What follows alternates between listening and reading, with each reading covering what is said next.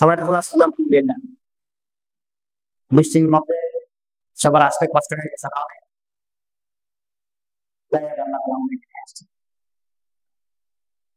আলহামদুলিল্লাহ রাব্বিল আলামিন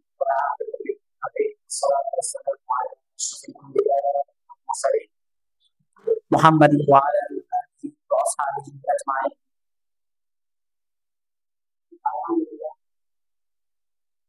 আল্লাহ আমাদের শুকরিয়া আল্লাহ সুবহানাহু ওয়া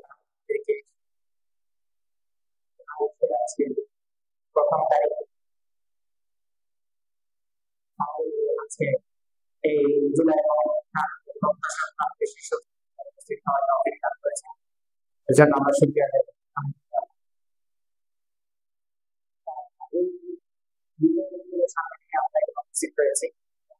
এবং যে উদ্দেশ্যকে সামনে রেখে উপস্থিত হয়েছে এই বিষয়বস্তু এবং এই উদ্দেশ্যের জন্য আমাদের হাজার হাজার এই উদ্দেশ্যের জন্য উৎসর্গিত হয়েছে এবং সেই সমস্ত কতিপয় বীর শহীদ যারা জুলাইয়ের গণঅভ্যুত্থানে নিজেদের মৃত্যু কোরবানি দিয়ে আমাদেরকে আজ পর্যন্ত আসা এখানে বছরের তৌফিক দান করেছেন। আমি তাদের কবরটা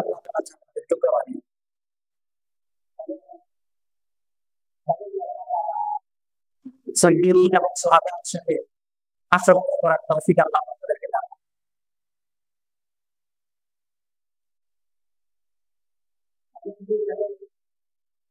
আজকে এই সময়ের মধ্যে আমি স্মরণ করতে চাই প্রত্যেকটা কোনায় যারা স্বৈরাচারের বিরুদ্ধে, যারা দখলদারদের বিরুদ্ধে, যারা জুলুমের বিরুদ্ধে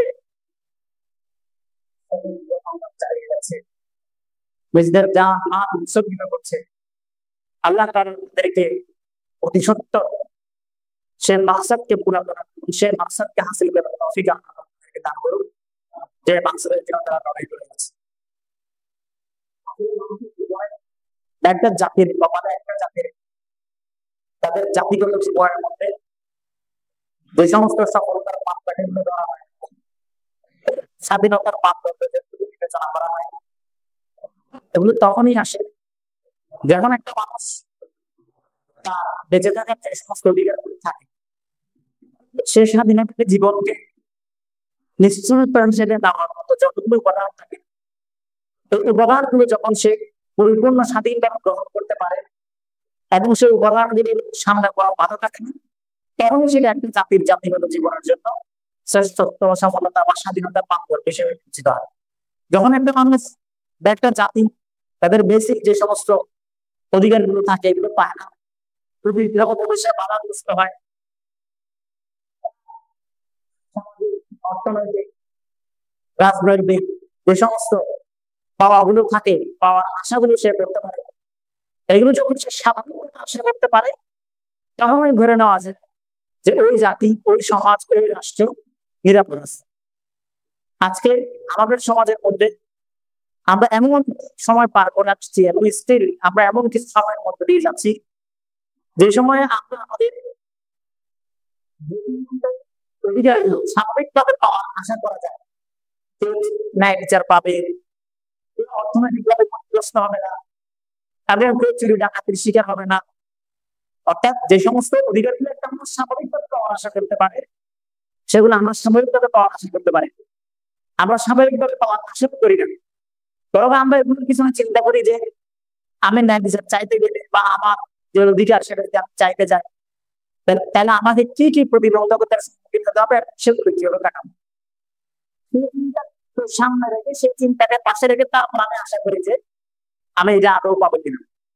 একটা জাতির জন্য, একটা সমাজের জন্য এটা এর চেয়ে বড় দুর্ভাগ্য আর কোনো কিছুই নাই যখন সে তার নেতৃত্বের কাছ থেকে সিনোক্লি তার অধিকারগুলো, তার প্রত্যাশাগুলো পূরণ করার মতো কোনো উপায় সে খুঁজে পায়।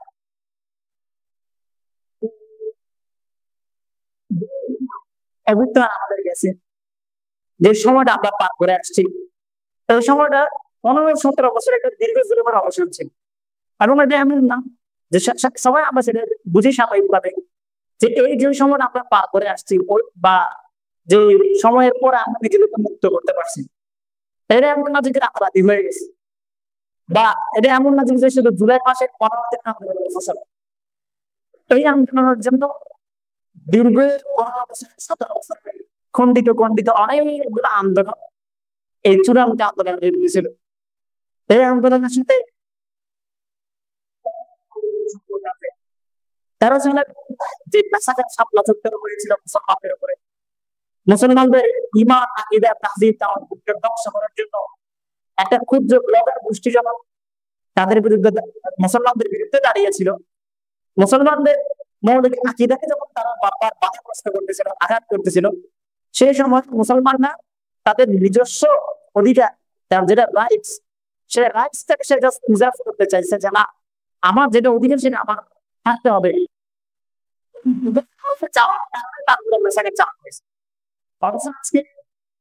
আমাদেরকে বা আমাদের দেশের মধ্যে বর্তমান সময়ে যেটা একটু টপ টপিক, সেটা হচ্ছে জাতিসংঘের মানবাধিকার কি করা, মানবাধিকার কমিশনের অফিস বাংলাদেশে বসা। এবং জাতিসংঘের মানবাধিকার কমিশনের অফিস করে তারা মানবাধিকার জাতিসংঘের একদম প্রথম যে সংবিধান আছে, সেই সংবিধানের মধ্যে তারা অনেকবার এই শব্দটা উল্লেখ করছে।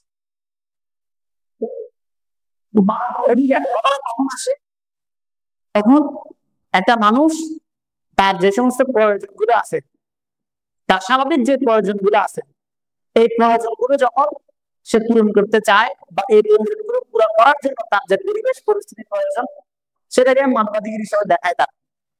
এবং এই মানবাধিকার উচিত ছিল কেমন, যেখানে কোনো ধরনের বাধা থাকবে না এবং তার তার অধিকারের উপর কেউ হস্তক্ষেপ করতে পারবে না। কিন্তু জাতিসংঘ কমিশন করা উল্টা, সে প্রত্যেকটা দেশে যায়, প্রত্যেকটা দেশে গিয়ে সে অভিভাবকত্ব চালিয়ে দেয় এবং সেখানকার মানুষের ধর্মীয়, রাজনৈতিক, সামাজিক যে বহুল প্রচলিত এবং দীর্ঘ সময় ধরে চলে আসা যে অধিকারগুলো থাকে, যে সামাজিক রীতিনীতিগুলো থাকে, যে প্রয়োজনগুলো থাকে, সেগুলোকে তারা সম্পূর্ণ বাদ দিয়ে নিজেদের গুলোকে ঢুকিয়ে দেওয়ার জন্য একটা প্রচেষ্টা চালায়।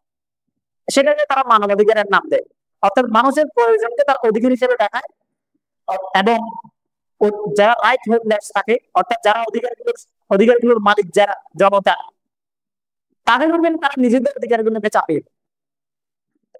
যদি আমরা তাদের দৃষ্টিকোণ থেকে মানবাধিকার বিবেচনা করি, তাহলে বাংলাদেশের মুসলমানদের আজীবন অধিকার যে সেটা দিন, তার ইমান আমার নিয়ে এসে ওই দেশের মধ্যে নিরাপদ থাকবে, তার ইমান নিয়ে তাকে হয়তো সাব্যস্ত হতে হবে না, আর ধর্মীয় যে সমস্ত অধিকার গুলো আছে এগুলো পাওয়ার ক্ষেত্রে কোনো বাধা তার সামনে আসবে না। এটা কথা ছিল খুব স্বাভাবিক চিত্র।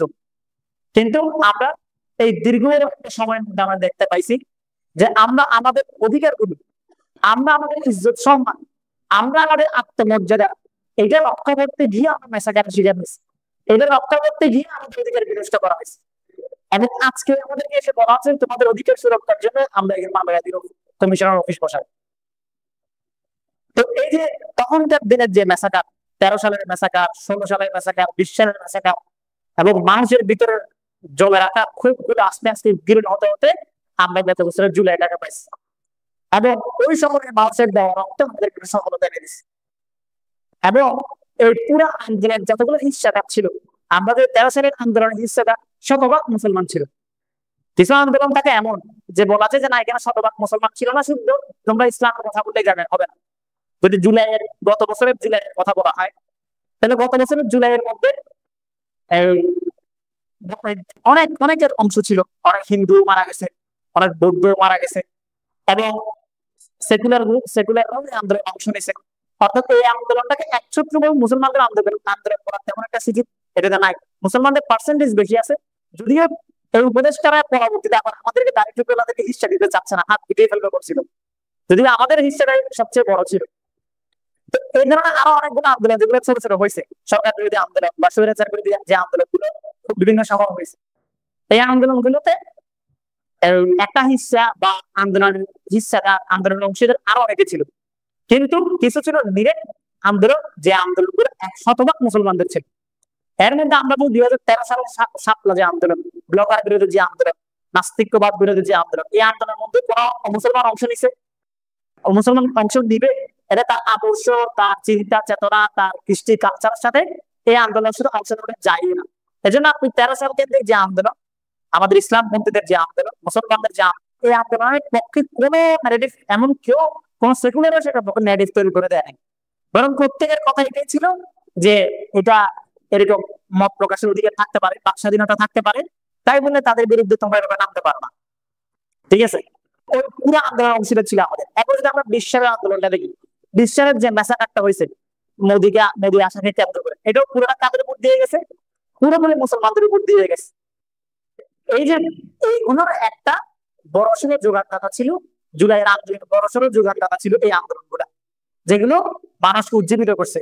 এবং আন্দোলন যে মূল ম্যানিফেস্টোটা ছিল, যে কোটা বিরোধী আন্দোলনকে কেন্দ্র করে পরবর্তীতে সেটা স্বৈরাচারের বিরুদ্ধে আন্দোলন রূপ নিছে। এই আন্দোলনের মধ্যে বিশেষ করে মাদ্রাসার সেই সমস্ত ছাত্ররা ছিল, যাত্রাবাড়ি মাদ্রাসার যে সমস্ত ছাত্ররা অংশ নিছে, সারা দেশের যে সমস্ত মাদ্রাসার ছাত্ররা অংশ নিছে, এদের এটার সাথে কোটা আন্দোলনের সাথে সম্পর্ক একেবারেই ছিল। তাদের মধ্যে এমন কেউ ছিল না যে এই আন্দোলনকে কেন্দ্র করে সে কোন একটা কি যে অধিকারের পক্ষে আন্দোলনটা হচ্ছে সেই অধিকারটা সে লাভ করতে পারে।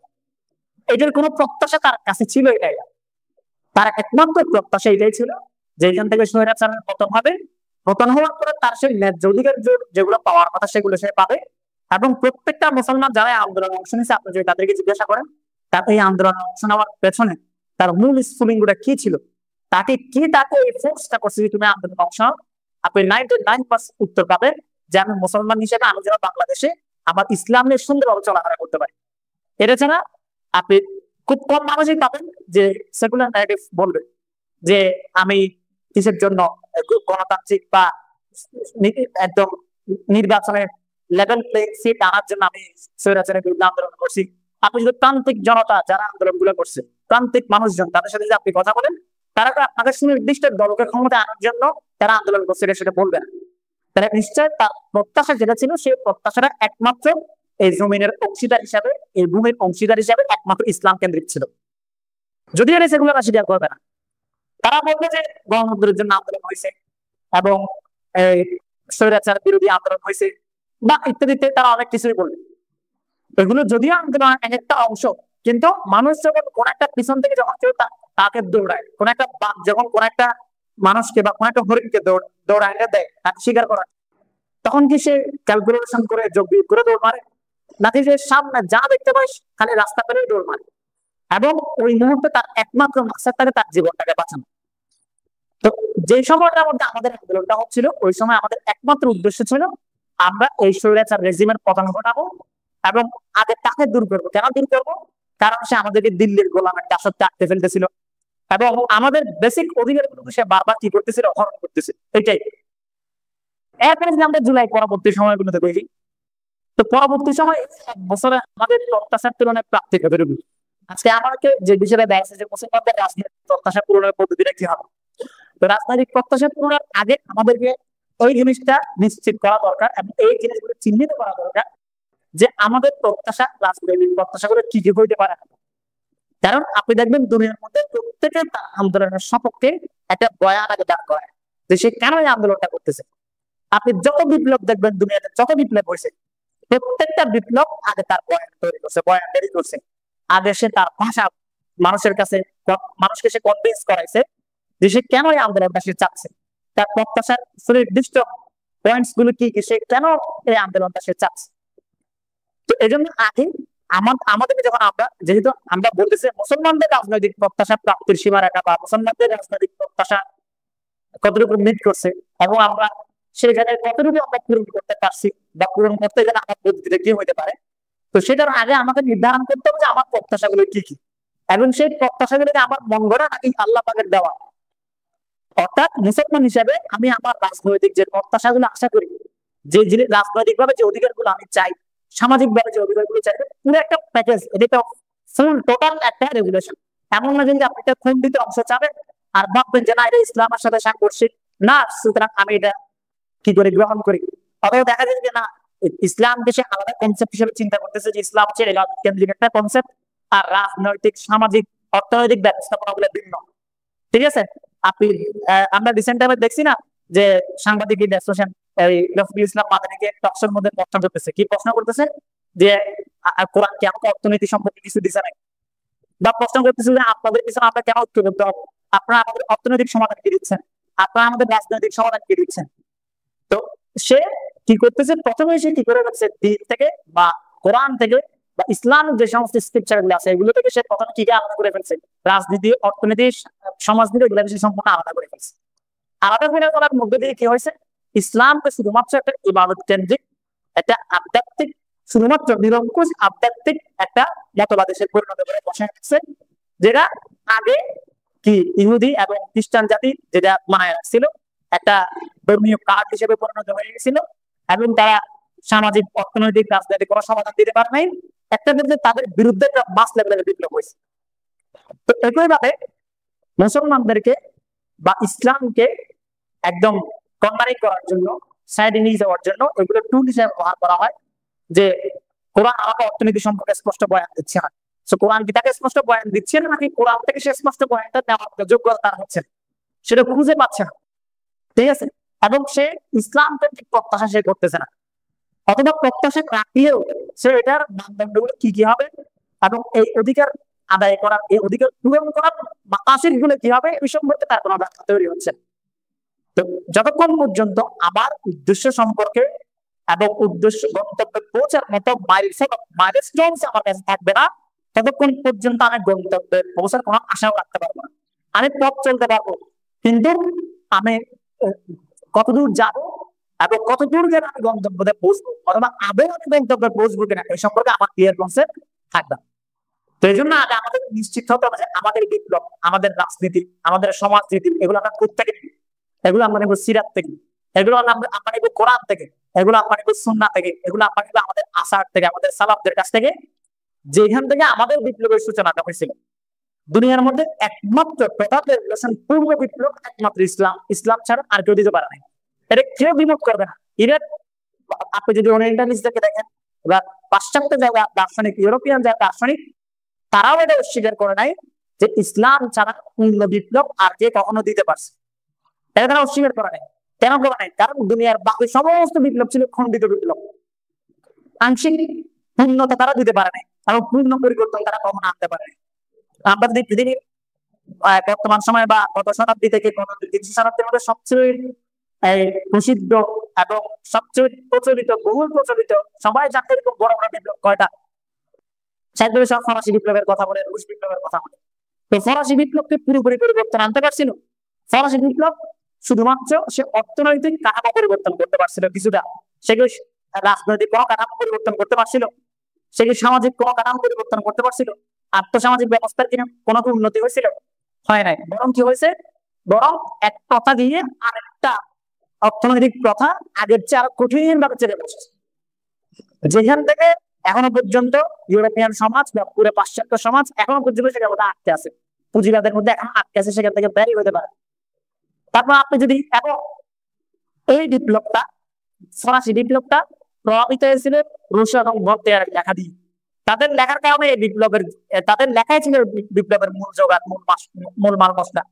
এবং তারা মারা যাওয়ার অনেক বছর পরে গিয়ে ফরাসি বিপ্লবটা হয়েছে, সাথে সাথে হয় নাই, ২০-২৫ বছরের মধ্যে বা ১০-১২ বছরের মধ্যে এটা হয় নাই, প্রায় কয়েক দশক পরে গিয়ে এই বিপ্লবটা তারা সফল করতে পারছে।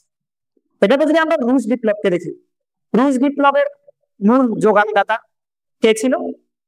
সেটা ছিল ওই যে ডাস ক্যাপিটাল যে বইটা ছিল, এই বইটা ছিল মূলত রুশ বিপ্লবের কি মূল যোগানদাতা। এবং কার্ল মার্কস কিন্তু রাশিয়াতে জন্ম হয় না, তার জন্ম হয়েছিল কোথায়? জার্মানিতে।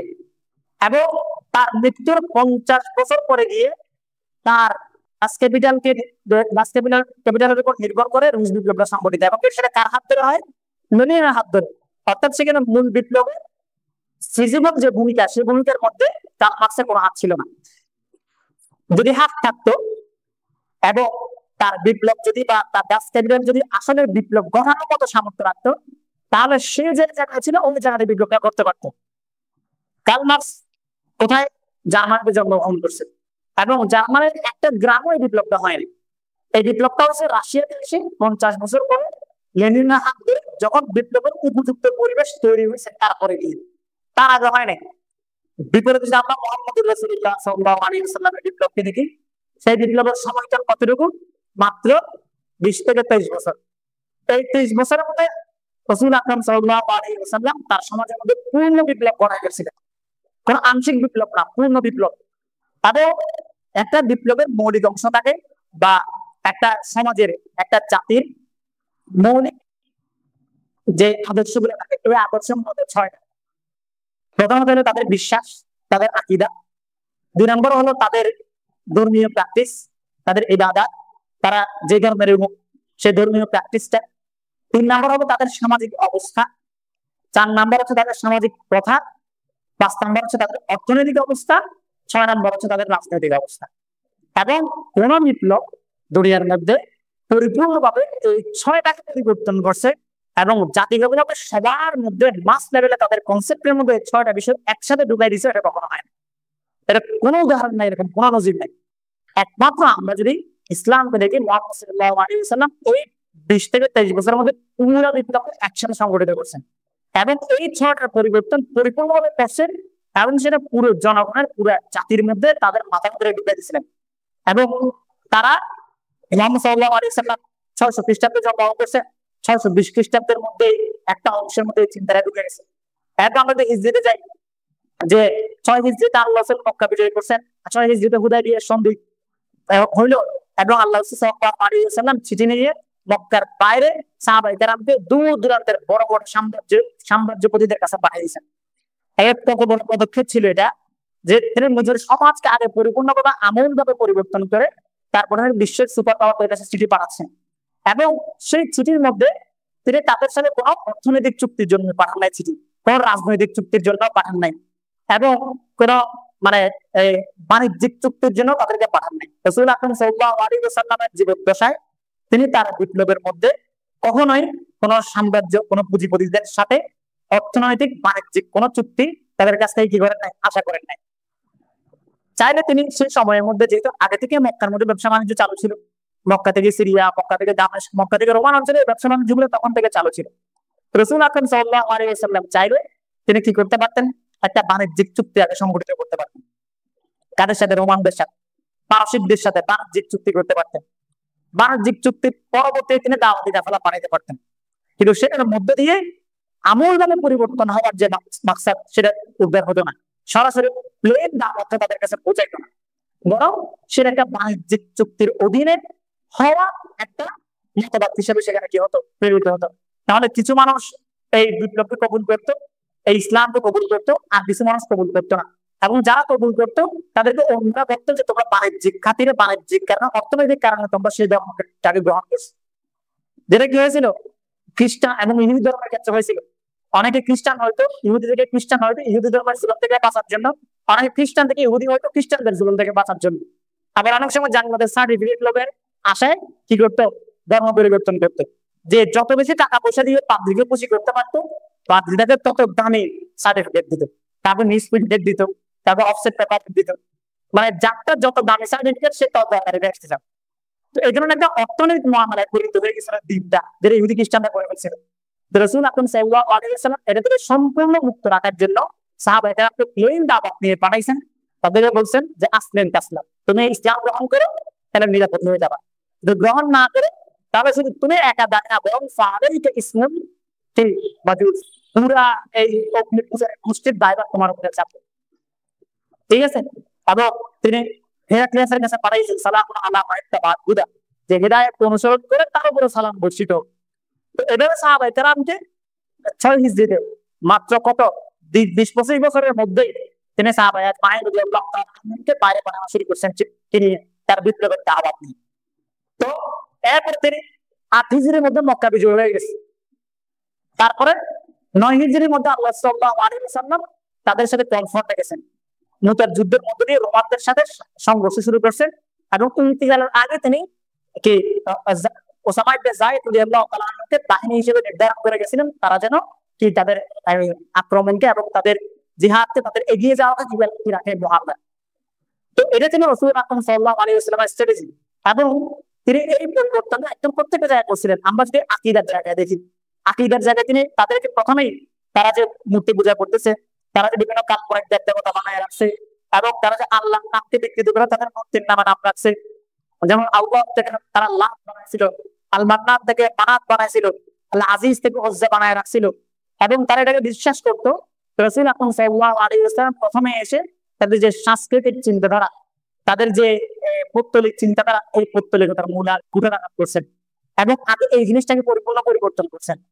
এরপরে এই পরিবর্তন করার পর তারা যখন নতুন কনসেপ্টে আসছে, তারা যখন নতুন দিনে আসছে, তাদেরকে নতুন দিনে আসার পরে তাদেরকে প্র্যাকটিস দিচ্ছেন, তোমরা নামাজ পড়ো, রোজা রাখো, হজ করো, যাকাত দাও। যখন এই দুটো যখন হাসিল হয়ে গেল, এরপর রাসূল আকরাম সাল্লাল্লাহু আলাইহি ওয়াসাল্লাম এক এক সামাজিক কথাগুলোকে ধরছেন।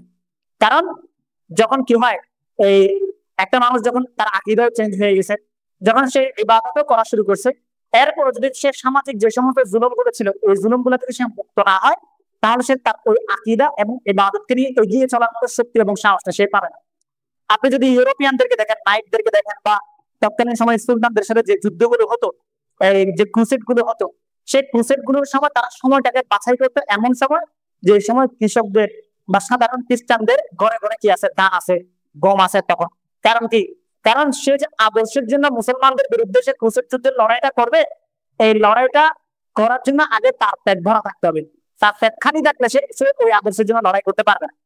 এই জন্য আগে তাকে কি করতে হবে, তাকে তার জুলুম নিষ্পেষণ থেকে তাকে মুক্তি দিতে হবে। রাসূল আকরাম সাল্লাল্লাহু আলাইহি ওয়াসাল্লাম এরপর সামাজিক প্রথাকে ধরছেন। তিনি মেয়েদেরকে যে ওয়াহিদাল মাউউদাতু সুইলাত বিআইয়ি দামবিন কুতিলাত ওয়াহিদাস সারাফু নশিরাত, মেয়েদেরকে যে জীবন্ত কবর দেওয়া হতো, এই সামাজিক প্রথাকে তিনি আঘাত করছেন এবং নারীদেরকে এমন সম্মান দিচ্ছেন যেটা ওই সমাজের মধ্যে আর কেউ দিতে পারেনি। এবং আজও পর্যন্ত যে জায়গার মধ্যে মেয়েদেরকে জীবন্ত দাফন করা হইতো মক্কার মধ্যে, ওই জায়গাটা এখনো পর্যন্ত আছে। এবং ওই জায়গাটা সৌদি সরকার অনেকভাবে ভাঙার চেষ্টা করছে ওইখানে, কিন্তু কোনোভাবে এটা ভাঙা যায় না। হয়তো আল্লাহ তাআলা এই কুজ্জতটাকে বহাল রাখছেন বোঝানোর জন্য, যে সমাজের মধ্যে নারীদেরকে এমন ভাবে বেইজ্জত করা হতো, সেই সময় হয়তো মুহাম্মদ রাসূলুল্লাহ সাল্লাল্লাহু আলাইহি ওয়াসাল্লাম তার মেয়েকে কাঁধে নিয়ে নামাজ পড়াইছেন এবং নারীদেরকে তিনি এমন ইজ্জত দিচ্ছেন যে ইজ্জত ওই সমাজের মধ্যে সহ ওই সমাজ পরবর্তী সময় এবং ওই সমাজের আগে কেউ কখনো দিতে পারে। তো তিনি সামাজিক প্রথাগুলোকে আঘাত করছেন।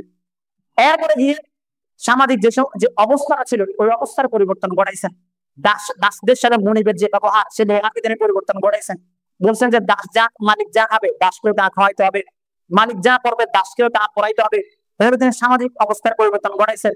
ব্যবসা বাণিজ্যের মধ্যে তিনি বাজারে হেঁটে হেঁটে গমের ভিতরে হাত দিয়ে দিয়ে বলছেন, ভিতরে কেন গুলো রাখছে, এগুলো উপরে রাখো, উপরগুলো নিচে দাও, কারণ না যে দোকাবাজি করে সে আমার মতের অন্তর্ভুক্ত না। এভাবে করে করে তিনি সামাজিক প্রত্যেকটা ত্রুটি বিচ্ছিন্ন গুলোকে একটা একটা খুঁজে খুঁজে বের করে সেগুলোকে পরিবর্তন করছেন। এরপরে তিনি অর্থনৈতিক অবস্থার পরিবর্তন করছেন। যাকাত চালু করা হলো। যাকাত চালু করার মধ্য দিয়ে ধনীদের সম্পদ শুধুমাত্র ধনীদের কাছে কি হতে থাকা এবং গরিব মারুম হওয়া, এটা দেখে কি হয়ে গেল, দূর হয়ে গেল। এবং ইবাদতের সাথে অর্থনীতিকে সম্পৃক্ত করে দিচ্ছেন। যেখানে নামাজের কথা আসছে সেখানে যাকাতের কথা আসছে। এবং বৈষয়িকতার সাথে ঈমান এমন ভাবে সম্পৃক্ত করা হয়েছে যে মানুষ বৈষয়িকতাকে আধ্যাত্মিকতা হিসেবে নিছে। আজকে যদি আজকে বর্তমান সমাজের যে কালচার, আমাদের সমাজের মধ্যে যে ব্যবসা বাণিজ্য করে, সে ওই ব্যবসা বাণিজ্যকে আধ্যাত্মিকতা হিসেবে নেয় না। দেখা যায় কি, সে অনেক মানুষের জমি দখল করতেছে এবং সে বড় বড় ব্যবসা প্রতিষ্ঠান করতেছে, ইচ্ছা মতো সে মানুষের সম্পদ আত্মসাৎ করতেছে, নানান ধরনের পলিসি মেক করে সে হচ্ছে কিভাবে কি করা যায়, তার পুঁজিকে বৃদ্ধি করা যায়, এই চেষ্টা সে চালিয়ে যায়। এবং এটা থেকে বাঁচার জন্য সে করে কি, তার নিজস্ব কল্পনা অনুযায়ী একটা পর্যায়ে সে কি করে, হজ করে আসে। হজ করে ভাবে যে না, সব গুণা মাফ হয়ে গেল। কিছুদিন আগে একটা স্ক্যাম হয়েছিল, ওই এম দিয়ে নাম কি একটা কোম্পানি, যারা হচ্ছে যে অনেক টাকা পয়সা মানুষের কাছ থেকে আত্মসাৎ করে ফেলছিল। পরে দুই ভাই একসাথে ওমরায় গিয়ে সেলফি তুলছে। মানে বাংলাদেশ থেকে কোটি কোটি টাকা মানুষের ওই এমএলএম কোম্পানি সম্ভবত একটা, অনেক টাকা তারা আত্মসাৎ করছে। পুলিশ যখন তাদের গ্রেফতারি পরোয়ানা জারি করছে, তখন তারা কোথায় চলে গেছে, মক্কায় চলে গেছে। ওখানে গিয়ে তারা উমরা করছে। উমরা করার মধ্য দিয়ে তারা তাদের সমস্ত কালো টাকা সাদা বানাইছে তাদের ধারণা অনুযায়ী। মুসলমানদের রাজনৈতিক প্রত্যাশা কতটুকু মিট করছে এবং আমরা সেখানে কতটুকু আমরা পূরণ করতে পারছি বা পূরণ করতে গেলে আমার পদ্ধতিটা কি হইতে পারে, তো সেটার আগে আমাকে নির্ধারণ করতে হবে যে আমার প্রত্যাশাগুলো কি কি, এবং সেই প্রত্যাশাগুলোকে আমার মন গড়া নাকি আল্লাহ পাকের দেওয়া। অর্থাৎ মুসলমান হিসেবে আমি আমার রাজনৈতিক যে প্রত্যাশাগুলো আশা করি, যে জিনিস রাজনৈতিক ভাবে যে অধিকারগুলো আমি চাই, সামাজিক ভাবে যে অধিকারগুলো চাই, পুরো একটা প্যাকেজ, এটা টোটাল একটা রেগুলেশন। এমন না যদি আপনি একটা খন্ডিত অংশ চাবেন আর ভাববেন যে না, এটা ইসলামের সাথে সাংঘর্ষিক না, সুতরাং আমি এটা কি করে গ্রহণ করি। অতএব দেখা যায় যে না, ইসলাম দেশে আলাদা কনসেপ্ট হিসেবে চিন্তা করতেছে যে ইসলাম হচ্ছে কেন্দ্রিক একটা কনসেপ্ট, আর রাজনৈতিক, সামাজিক, অর্থনৈতিক ব্যবস্থাপনাগুলো ভিন্ন।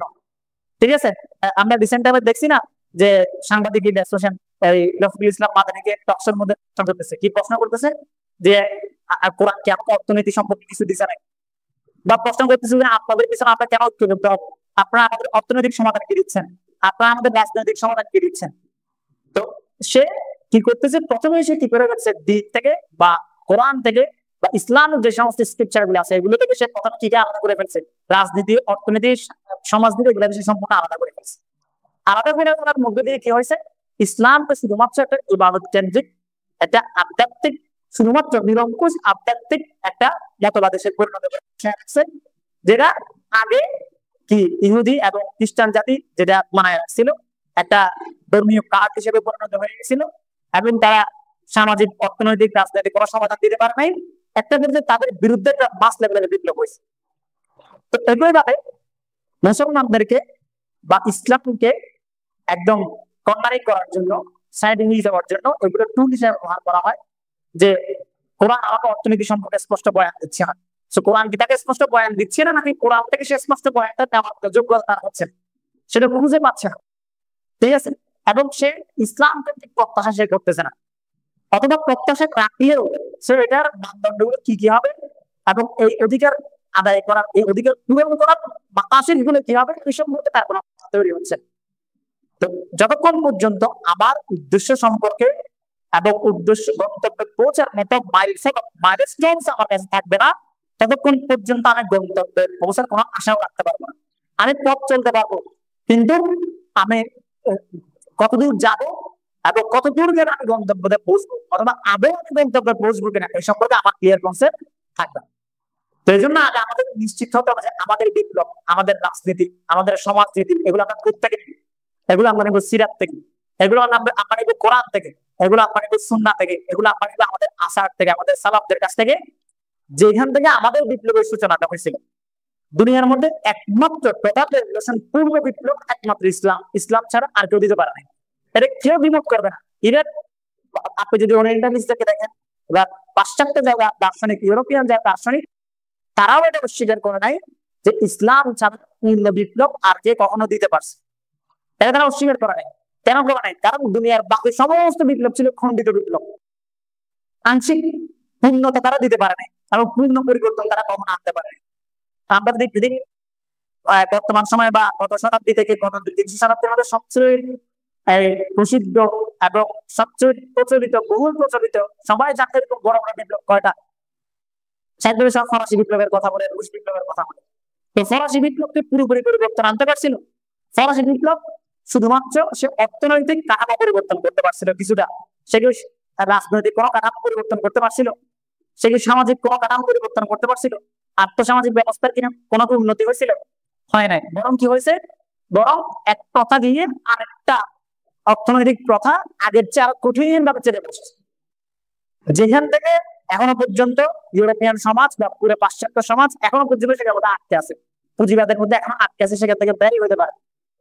তারপর আপনি যদি এখন ওই বিপ্লবটা, ফরাসি বিপ্লবটা প্রভাবিত হয়েছিল রুশ এবং ভক্তের লেখা দিয়ে, তাদের লেখার কারণে এই বিপ্লবের, তাদের লেখাই ছিল বিপ্লবের মূল জোগাড়, মূল মাল মশলা, এবং তারা মারা যাওয়ার অনেক বছর পরে গিয়ে ফরাসি বিপ্লবটা হয়েছে, সাথে সাথে হয় নাই, 20-25 বছরের মধ্যে বা 10-12 বছরের মধ্যে এটা হয় নাই, প্রায় কয়েক দশক পরে গিয়ে এই বিপ্লবটা তারা সফল করতে পারছে। এটাকে যদি আমরা রুশ বিপ্লবকে দেখি, রুশ বিপ্লবের মূল যোগানদাতা কে ছিল? সেটা ছিল ওই যে ডাচ ক্যাপিটাল যে বইটা ছিল, এই বইটা ছিল মূলত রুশ বিপ্লবের কি মূল যোগানদাতা। এবং কার্ল মার্কস কিন্তু রাশিয়াতে জন্ম হয় নাই, তার জন্ম হয়েছিল কোথায়? জার্মানিতে।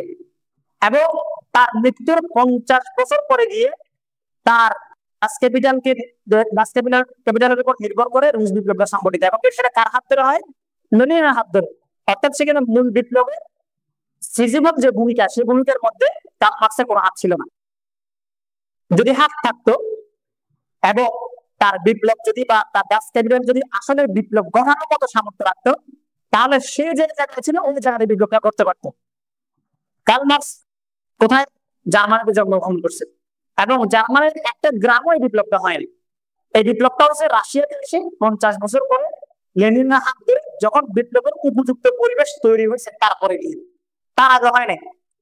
বিপরীতে যে আমরা মোহাম্মদ রাসূলুল্লাহ সাল্লাল্লাহু আলাইহি ওয়াসাল্লামের বিপ্লবকে দেখি, সেই বিপ্লবের সময়টা কতটুকু? মাত্র 20 থেকে 23 বছর। এই 23 বছরের মধ্যে রাসূল আকরাম সাল্লাল্লাহু আলাইহি ওয়াসাল্লাম তার সমাজের মধ্যে পূর্ণ বিপ্লব ঘটাই গেছিলেন। কোন আংশিক বিপ্লব না, পূর্ণ বিপ্লব। তাদের একটা বিপ্লবের মৌলিক অংশ থাকে, বা একটা সমাজের, একটা জাতির মৌলিক যে আদর্শগুলো থাকে, ওই আদর্শের মধ্যে 6টা। প্রথমত হলো তাদের বিশ্বাস, তাদের আকীদা। 2 নম্বর হলো তাদের ধর্মীয় প্র্যাকটিস, তাদের ইবাদত, তারা যে ধর্মের সেই ধর্মীয় প্র্যাকটিসটা। 3 নম্বর হলো তাদের সামাজিক অবস্থা। 4 নম্বর হচ্ছে তাদের সামাজিক প্রথা। 5 নম্বর হচ্ছে তাদের অর্থনৈতিক অবস্থা। 6 নম্বর হচ্ছে তাদের রাজনৈতিক অবস্থা। এবং কোন বিপ্লব দুনিয়ার মধ্যে পরিপূর্ণভাবে এই 6টাকে পরিবর্তন করছে, এবং জাতিগুলোকে সবার মধ্যে মাস লেভেলে তাদের কনসেপ্টের মধ্যে 6টা বিষয় একসাথে ঢুকাই দিচ্ছে, এটা কখনো হয় না। এটা কোনো উদাহরণ নাই, এরকম কোনো নজির নাই। একমাত্র আমরা যদি ইসলামকে দেখি, মুহাম্মদ সাল্লাল্লাহু আলাইহি ওয়াসাল্লাম এই 20 থেকে 23 বছরের মধ্যে পুরো বিপ্লবকে একসাথে সংগঠিত করছেন, এবং এই 6টার পরিবর্তন পরিপূর্ণভাবে করছেন, এবং সেটা পুরো জনগণের, পুরো জাতির মধ্যে তাদের মাথায় করে ঢুকে দিয়েছিলেন। এবং ইসলাম আমাদের সামনে উপস্থাপন করা হয়েছে, যেটা অনেকটা এই কিসের সাথে, পৌত্তলিকতার সাথে কানেক্টেড, অনেকটা বিদআতের সাথে কানেক্টেড, অনেকটা নতুন নতুন ফিতনার সাথে কানেক্টেড। এই জিনিসগুলো আমাদের সামনে উপস্থাপন করা হয়েছে। এরপরে যদি আমরা ইবাদতের দিকে দেখি, আমাদের যে যে যে সমস্ত ইবাদত গুলো আছে, ধর্মীয় আমাদের যে হুকুম আহকাম গুলো আছে, নামাজ, রোজা, হজ, যাকাত, এই জায়গাগুলোর মধ্যে আমাদের প্রত্যাশা পূর্ণ হওয়ার যে সহজ পন্থা এবং এটার একটা সহজ পরিবেশ তৈরি করা, এটা কতটুকু আমাদের মধ্য দিয়ে আমরা হাসিল করতে পারছি, এটা একটা বিবেচনার বিষয়। কারণ আমরা এই জায়গাগুলোতে বাধাগ্রস্ত বিভিন্ন সম্ভাবনা হয়েছি। যেমন বাংলাদেশে কিন্তু একটা জাকাত উত্তোলন একটা কিন্তু কি আছে, ধর্ম মন্ত্রণালয়ের অধীনে জাকাত উত্তোলন একটা পরিষদ আছে, জাকাত উত্তোলনের একটা সেক্টর আছে, কিন্তু এটা হচ্ছে ইনএক্টিভ। ওইটার কর্মচারী শুধুমাত্র বেতনভোগী কর্মচারী, এছাড়া এর কোনো সুষ্ঠু ব্যবস্থা করা এখানে নাই। তো আমরা যদি আমাদের ইবাদতের জায়গা থেকে স্বচ্ছতা পাইতে চাই, তাহলে আমাদের প্রত্যাশা থাকা দরকার যে আমাদের মসজিদগুলোর ইমাম হতে হবে সবাই কি ইমান আমলে এগিয়ে, এবং তারা সমাজের মৌলিক চাহিদাগুলো পূরণ করতে পারবে, এবং সমাজের মানুষের দিনই জায়গা থেকে যে সমস্ত চাহিদাগুলো আছে, যে জিজ্ঞাসাগুলো আছে, সেই জিজ্ঞাসাগুলো তারা পূরণ করতে পারবে। তো সেই জায়গা থেকে আমরা ধর্ম মন্ত্রণালয় হোক, বা রাষ্ট্রীয়ভাবে যে মন্ত্রণালয়গুলো আছে, বা সাংস্কৃতিক যে মন্ত্রণালয়, সংস্কৃতি মন্ত্রণালয় বলতে আজকে একটা কালচার দ্বারা হয়ে গেছে। সংস্কৃতি মানে হচ্ছে ওই দেশের নাচ, গান, কৃষ্টি, কালচার, এগুলাই ওদের সংস্কৃতি, একটা ব্যাপক শব্দ। এই শব্দের মধ্যে সবকিছু আছে। এই শব্দের মধ্যে আমাদের দিনের যে সংস্কৃতি, ওই সংস্কৃতিগুলো আসা দরকার। তো সেই জিনিসগুলো আমরা কতটুকু পূরণ করতে পারি, সেই জিনিসগুলো আমাদের কতটুকু পূরণ হয়েছে। এবং এই আমাদের যে চাহিদা, সাংস্কৃতিক যে চাহিদা, এই চাহিদা আমাদেরকে পূরণ করার জন্য আমরা আমাদের জায়গা থেকে যে জায়গাগুলোতে আমাদের ক্ষমতাটা আছে, এবং যে জায়গাগুলোতে আমাদের সব ক্ষমতা আছে, সেই সব ক্ষমতার মধ্যেই আমাদের কাজটা হওয়া দরকার। কিন্তু আমরা যদি দেখা যায় যে বিচ্ছিন্নতা কি, আমাদের মধ্যে যদি নিজেদের মধ্যে এই জায়গাগুলোতে অনৈক্য থাকে, তাহলে এটা সম্ভব হয়ে উঠবে না। তো জন্য প্রথমে আমাদের নিজেদের মধ্যে ঐক্যটা দরকার, এবং সে ঐক্যটা হবে দ্বীনের ভিত্তিতে, তাওহীদের ভিত্তিতে এবং ইখলাসের ভিত্তিতে, ক্রেডিটবাজির জন্য না। আজকে দেখেন জুলাই শেষ মাত্র 1 বছর হয়েছে, 1 বছরের মধ্যে যে পরিমাণ ক্রেডিটবাজি শুরু হয়ে গেছে, মানে সবাই সবাইকে মাইনাস করে দিচ্ছে। অথচ মানুষ তাকে মানুষ আলোচনা থাকে তার কাজের মাধ্যমে, তার নামের মাধ্যমে।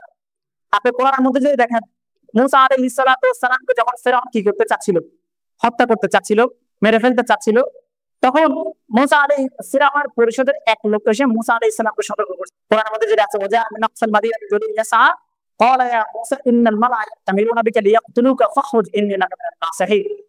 যে এক লোক দৌড়ে এসে বলল যে তোমাকে ও পরিষদ কি করতে চাচ্ছে, হত্যা করতে চাচ্ছে, তো তুমি শহর থেকে বের হয়ে যাও। এই ব্যক্তির নাম দিয়ে কোরআন আসছে, কে আসছিল তার নাম আল্লাহ কোরআনে উল্লেখ করে না, তার কাজটা উল্লেখ করছেন।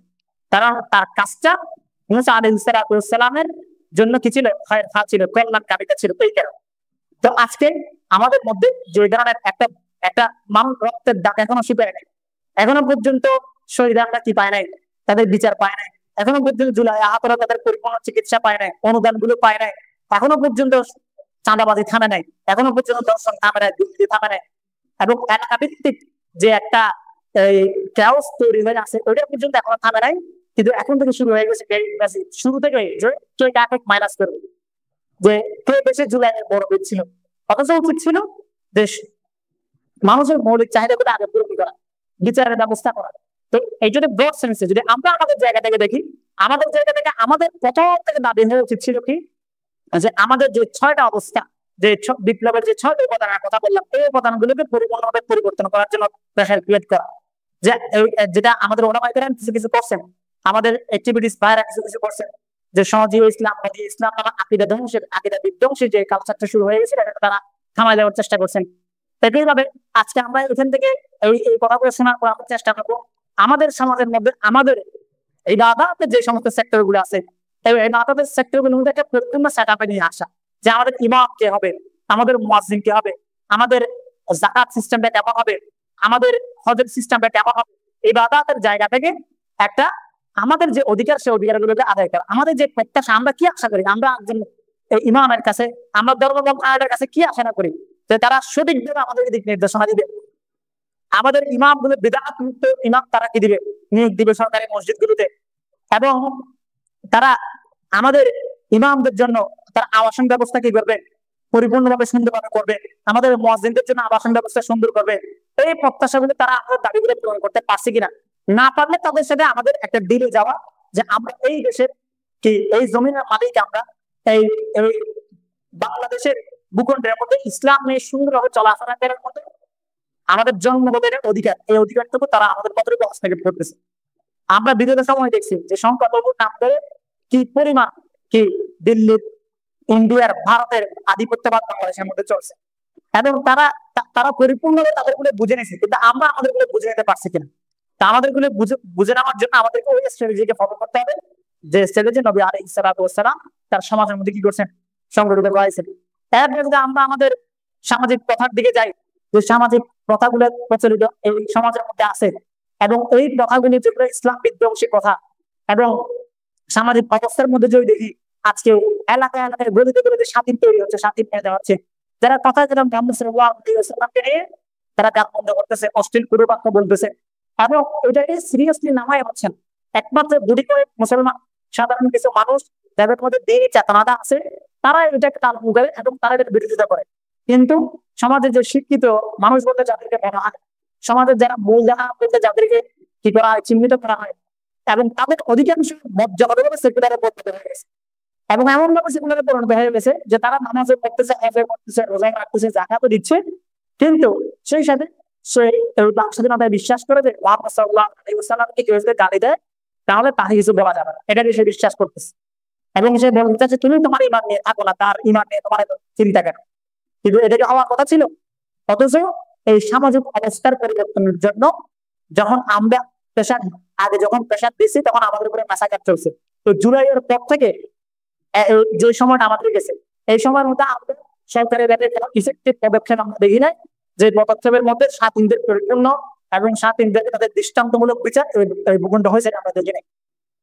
তো সুতরাং বরং দেখা যায় তারা তাদেরকে হেফাজত করতেছে, তাদের গ্রেফতারের নামে তাদেরকে সেলিব্রেট দিচ্ছে, কেউ উদাহরণ নামে আল্লাহকে গালি দিয়ে পার পেয়ে যাচ্ছে, তারা তাদেরকে আল্লাহ শিক্ষা ব্যবস্থার মধ্যে বসে রাখছে।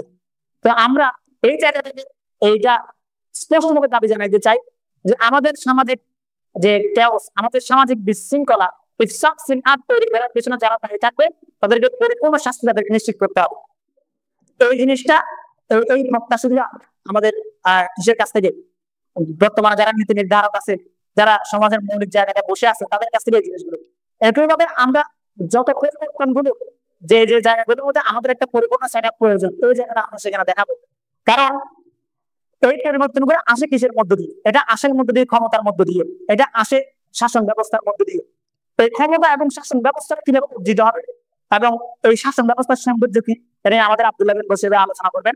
তো আমি জাস্ট এই জিনিসগুলো বুঝতে চাইলাম যে জুলাইয়ের পুরো পরবর্তী একটা লম্বা সময় আমাদের গেছে, এই সময়ের মধ্যে মুসলমান হিসেবে এবং ইসলামের যে সমস্ত নিয়ম নীতিগুলো আছে, যে অধিকারগুলো আমাদের মুসলমান হিসেবে পাওয়ার কথা, এগুলো আমরা কতটুকু পেয়েছি বা পাইলে, এবং আরো কি পাওয়ার আমাদের বাকি আছে, এবং সেটা আমরা আমাদের ভবিষ্যৎ যে এই দেশের শাসন ব্যবস্থা যারা আসবে তাদের কাছে আমাদের মেসেজটা কি যাবে এটা বোঝানোর জন্য চেষ্টা করছি।